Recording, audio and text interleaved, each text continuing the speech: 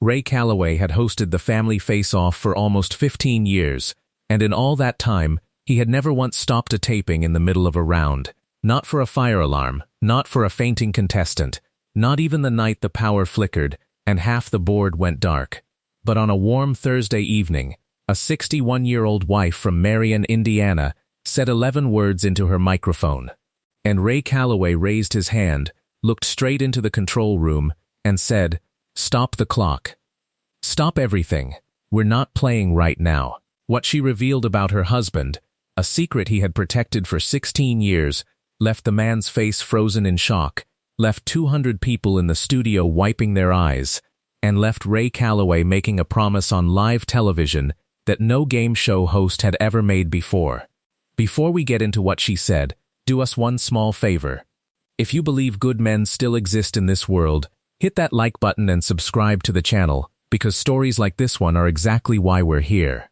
Now let me take you to Marion, Indiana, because you cannot understand what happened on that stage until you understand the man standing behind that podium. Walter Hensley, everybody just called him Walt, was 63 years old, and he had spent 34 of those years running the same small shop on the corner of 8th and Meridian, Hensley Appliance and Repair. The sign out front was hand-painted, faded from 3 decades of Indiana summers, and Walt refused to replace it because his late father had painted it the week the shop opened. Inside, the place smelled like machine oil and fresh coffee, and the walls were covered with thank you cards that customers had sent over the years. Walt fixed washers, dryers, refrigerators, furnaces, anything with a motor and a purpose. He was the kind of repairman who answered his phone on the second ring, showed up when he said he would, and charged you honestly even when he could have charged you double.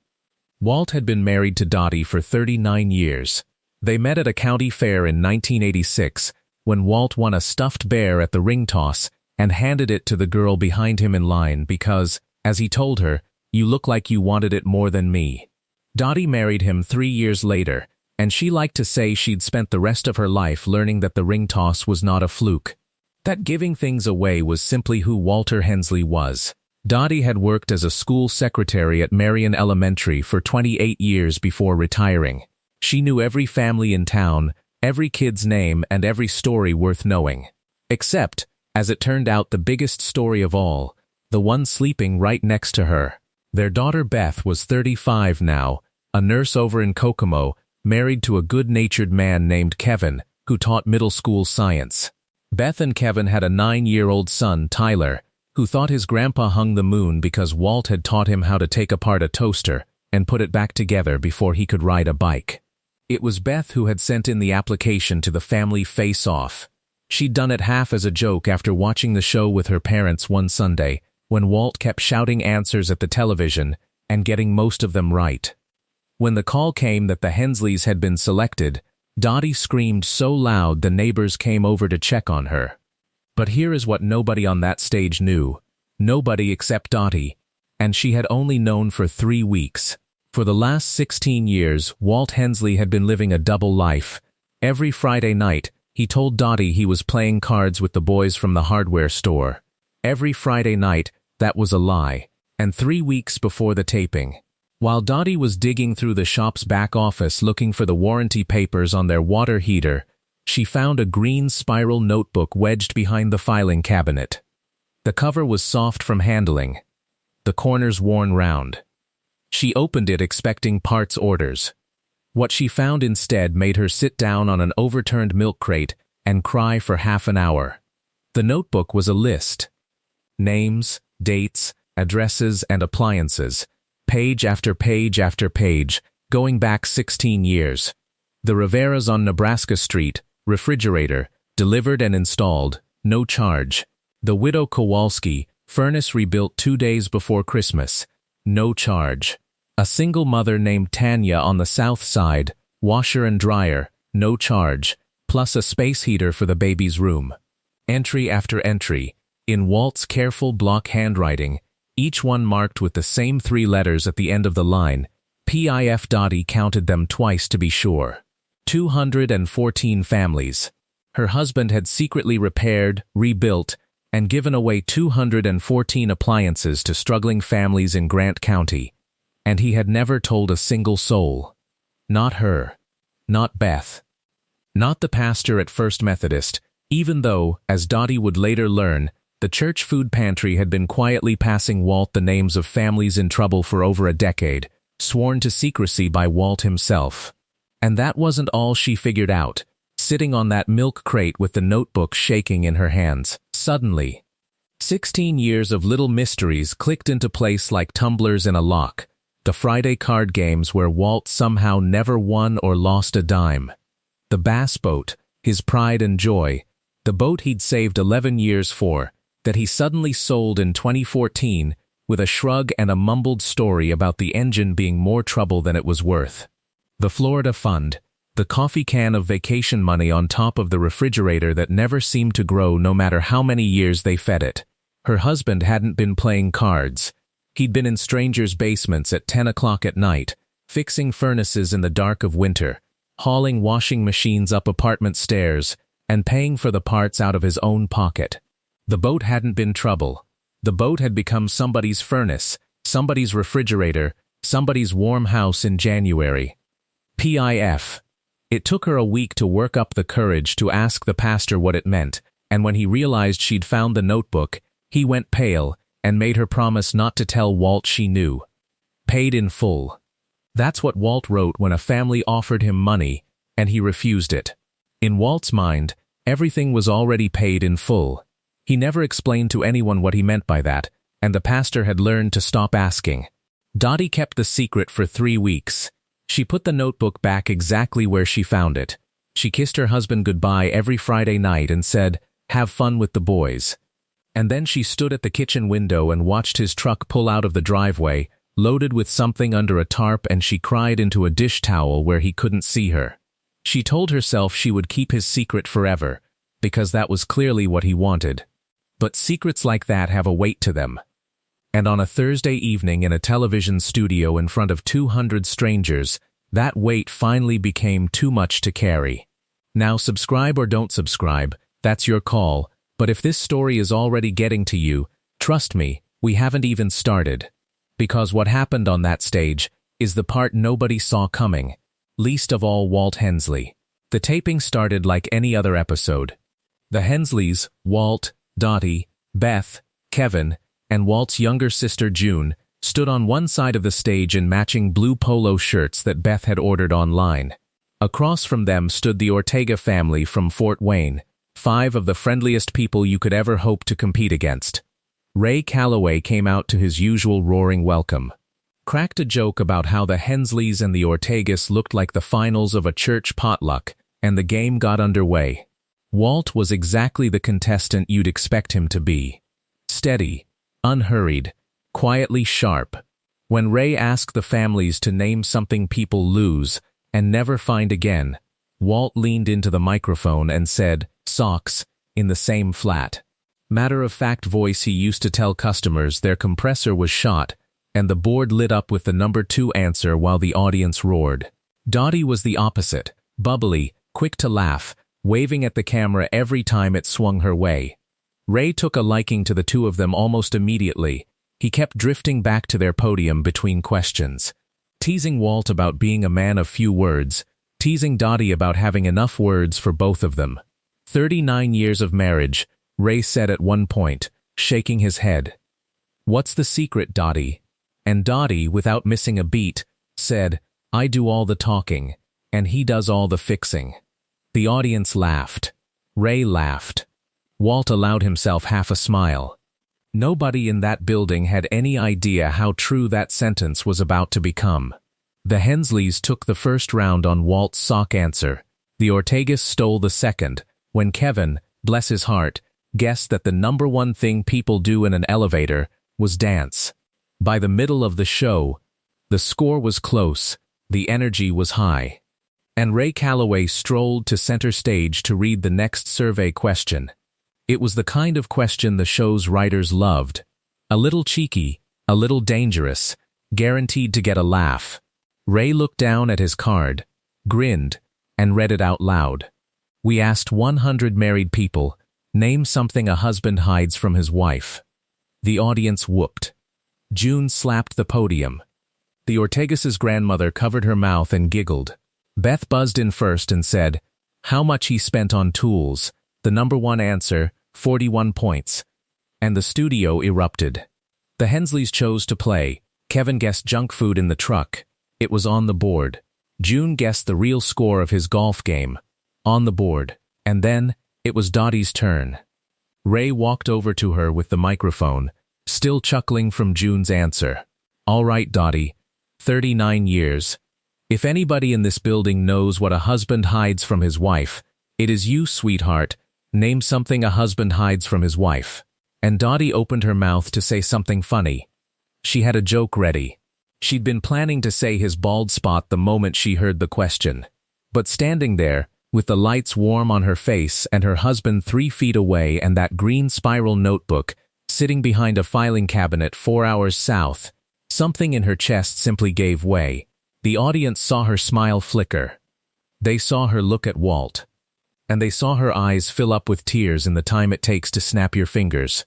"Ray," she said quietly, "can I say something that's not an answer?" The audience laughed at first. They thought it was a bit. Ray started to play along. But he was a man who had spent 15 years reading faces for a living, and he saw immediately that whatever was happening at this podium was not a bit. "Of course you can," he said. Dottie turned and looked at her husband. "Walt, I'm sorry. I promised myself I wouldn't do this, but I can't stand here and play a game about what husbands hide when I'm married to the world champion of it." She took a breath that everyone in the studio could hear through her microphone. 3 weeks ago, I found your notebook. And that was the moment. That was the moment the cameras caught, and the whole country would watch 2 million times in the weeks that followed. Walt Hensley's face dropped. There is no other way to describe it. The color went out of him like someone had pulled a plug. His mouth opened, and nothing came out. His hand came up off the podium, half a gesture, half a plea, and Dottie just shook her head. Tears running freely now. 214 families, Walt, I counted. 16 years of Friday nights. You never played a single hand of cards in your life, did you? Dottie, Walt's voice cracked on the 2 syllables. Dottie, don't. Please, this isn't. He looked around at the cameras, at the audience, at Ray, like a man looking for the exit in a burning building. This isn't anybody's business. It's my business, Dottie said. I'm your wife. The studio had gone dead silent. The kind of silence that makes 200 people sound like an empty room. Ray Calloway stood between the 2 podiums with his cue cards hanging forgotten at his side, his eyes moving from wife to husband. On the sidelines, a producer was making frantic motions, pointing at her watch, mouthing something about the round clock still running. And that was when Ray Calloway did the thing he had never done in 15 years. He raised one hand toward the control room, looked straight up at the booth and said, in a voice that carried to the last row, "Stop the clock. Stop everything. We're not playing right now." The board went dark. The round timer froze. The floor manager looked at his headset like it had bitten him. Ray walked slowly over to the Hensley podium, set his cards face down on it, something the crew had never once seen him do, and stood in front of Walt. "Walt," Ray said. "What's in the notebook?" Walt stared at the floor. "It's nothing. It's shop records." "It is not shop records," Dottie said. "Ray, my husband is the most talented repairman in the state of Indiana, and for 16 years, every Friday night, he has been going into the homes of families who can't afford him and fixing their furnaces and their refrigerators and their washing machines for free. He rebuilds appliances people throw away and gives them to families who have nothing. He hauls them up staircases in the dark by himself so nobody sees his truck. He pays for every part out of his own pocket." Her voice broke, and she pushed through it. "He sold his boat, Ray, his bass boat. He saved 11 years for that boat, and he told me the engine was bad and he sold it, and I found out 3 weeks ago that the money bought furnaces for 4 families the winter the plant closed. And every time somebody tries to pay him, he writes 3 letters in his notebook, PIF, paid in full. 16 years, and he never told me. He never told anyone. I only know because I went looking for warranty papers." You could hear people crying in the audience before she even finished. Somewhere in the back, a man's voice said, "God bless him," loud enough to carry. Walt stood there gripping the edge of the podium with both hands, 63 years old, in a blue polo shirt his daughter had ordered online, looking like he wanted the stage to open up and swallow him whole. When he finally spoke, his voice was so low that Ray had to tilt the microphone toward him. "It wasn't supposed to be a thing," Walt said. "That's the whole point of it. The minute people know, it becomes about me. It was never about me." He looked up at his wife, and his chin was trembling. "Dottie, those families, some of them, their kids go to school with kids whose folks are my paying customers. If word gets around who got helped, people get looked at different. Nobody wants to be the charity case in a small town. That's why nobody could know. Not even you." He swallowed hard. "Especially you. Because you'd have been proud of me, and then I'd have been doing it to make you proud." For a long moment, nobody in the studio moved. Ray Calloway is a man who talks for a living, and he stood there without a single word in his body. Then Beth started crying at the end of the podium, and Tyler's little voice piped up from the family seats, "That's my grandpa." And the dam broke. The audience came apart, and Ray, wiping his eyes with the back of his hand, turned away from the podium and looked up at the control booth again. "Booth," he said. "I need the board. Clear it. New survey. I'm going to dictate it to you right now, on the air, and I want it up in 90 seconds. He turned to the audience. "Folks, in 15 years I have never gone off script. My producers are having heart attacks right now, and I do not care." Nervous laughter rippled through the crowd. Ray looked into the camera. "We ask 100 people a question every night on this show.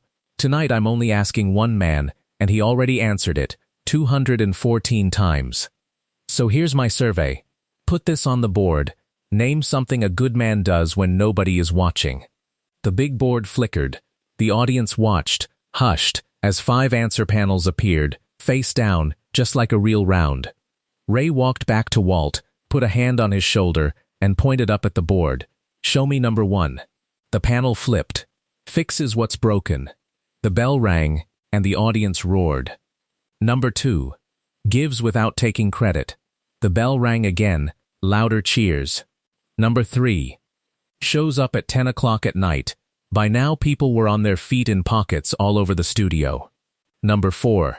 "Sells his boat and calls it nothing." Walt Hensley, who had held it together through his wife's entire confession, lost the fight on number 4. He put one hand over his eyes and his shoulders shook, and his sister June wrapped both arms around him from the side. Number 5, Ray said softly, "Walt, look at the board." Walt looked up. The last panel flipped over, marks it paid in full, and underneath it, where the point values usually go, the board read, 214. The studio came unglued. The Ortega family was applauding from their own podium. The grandmother had her rosary out and was kissing it. The camera crew, the floor manager, the makeup artist standing in the wings, everyone was either clapping, crying, or both. Ray let it wash over the stage for a long moment, then raised his hand once more for quiet. "Walt, I want to say something to you, and I want you to hear every word of it," Ray said. "You said the minute people know, it becomes about you. I've thought about that for the last 5 minutes, and you're wrong. It doesn't become about you, it becomes about all of us. Because every person in this room, and every person watching at home, is sitting here right now asking themselves one question. What have I fixed for somebody lately? You didn't lose your secret tonight, Walt, you planted it. In 200 people. And you're going to have to live with what grows." He took a breath. "And now I'm going to make it worse, because that's my job. 2 things. First, I made some of my own money in this business, and I don't get to spend nearly enough of it on things that matter. There is a bass boat out there somewhere with your name on it, and by the end of this month it's going to be sitting in your driveway. And I do not want to hear one word about it. You'll find the paperwork marked the same way you mark yours. Paid in full."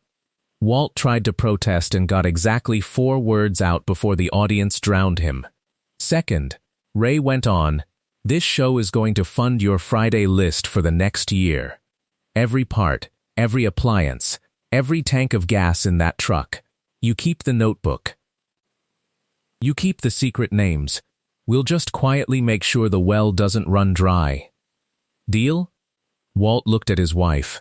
Dottie nodded, laughing and crying at the same time. Walt turned back to Ray, and in the same flat, matter-of-fact voice he'd used to say socks, he said, "Deal. But I'm still fixing your producer's ice maker for free." She mentioned it backstage, and it's an easy fix. And the studio, 200 emotionally destroyed people, exploded into the biggest laugh of the night. They finished the game. Because Walt insisted on it, people came to watch a show, he said, and it felt like the whole building exhaled and played the last rounds together. The Hensleys won it in the end, with Beth and Kevin running the fast money round while Walt and Dottie stood in the wings holding hands like teenagers, and when the final total crossed the winning line, the Ortegas crossed over to hug them before the confetti even settled. On any other night, a family winning $20,000 would have been the story. On this night, it was barely a footnote. The episode aired 5 weeks later, and by the following morning, the clip of Dottie's confession and Ray's homemade survey board had been viewed more than 2 million times. They called it the paid-in-full episode. Total strangers drove to Marion, Indiana just to stand in front of a repair shop with a faded hand-painted sign and take a picture. Walt's phone rang so much he finally let Tyler record the voicemail greeting. "You've reached Hensley Appliance and Repair. If it's broke, Grandpa can fix it." The shop was booked out 4 months solid, paying customers, insisting on paying. Some of them driving in from 3 counties away and telling Walt to keep the change, which drove him absolutely crazy. But the thing that mattered, the thing Ray Calloway had predicted on that stage, was what the secret grew into once it was planted. Within a month, a retired electrician from Muncie called the shop and asked if the Friday list had room for 1 more pair of hands, then a plumber from Gas City, then 2 young mechanics, a heating and cooling guy, and a retired schoolteacher who couldn't fix anything but could drive a delivery truck and keep a ledger.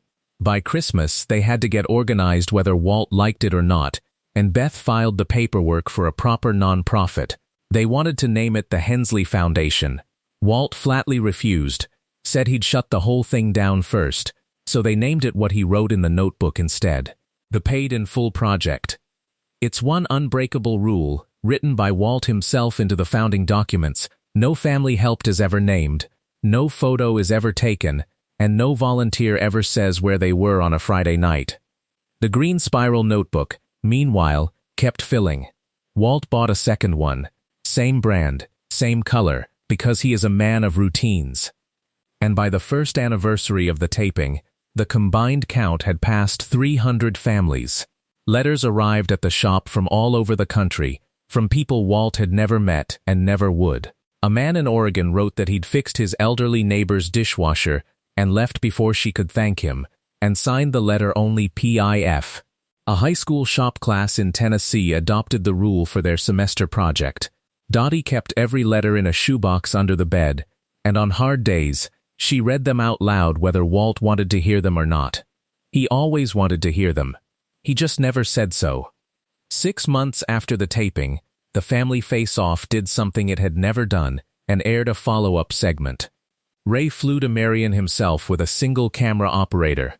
The footage showed the shop, the sign, the wall of thank you cards that had grown so large it had turned the corner onto a second wall. It showed the new base boat in the driveway with a name freshly painted on the stern. Dottie had chosen it, and Walt had grumbled about it for a week, and then painted it anyway. The boat was called Dottie's Secret, and it showed one last thing, filmed from a respectful distance at Walt's insistence. A Friday night, just after dark, a line of pickup trucks pulling quietly out of the alley behind a repair shop, tarps over their beds, taillights heading off in 6 different directions into the small town dark. The camera didn't follow them. That was the deal. In the final minutes of the segment, Ray sat with Walt and Dottie on the porch and asked the question everybody watching wanted asked. "Walt, be honest with me. Are you glad she told? Or do you wish she'd kept the secret?" Walt was quiet for a while, the way he gets, and Dottie didn't jump in to fill the silence, because 39 years had taught her when a silence was full.